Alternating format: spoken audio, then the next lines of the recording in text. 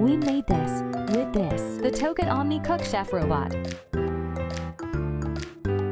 Peel and place orange and lemon zest into mixing bowl. Chop 3 seconds on speed 7. Then transfer into a small bowl and set aside. Place water into mixing bowl. Insert simmering basket and weigh potatoes into it. Cut courgettes into slices.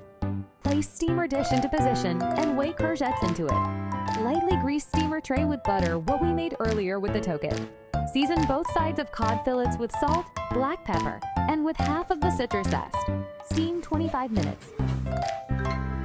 Remove steamer and remove simmering basket.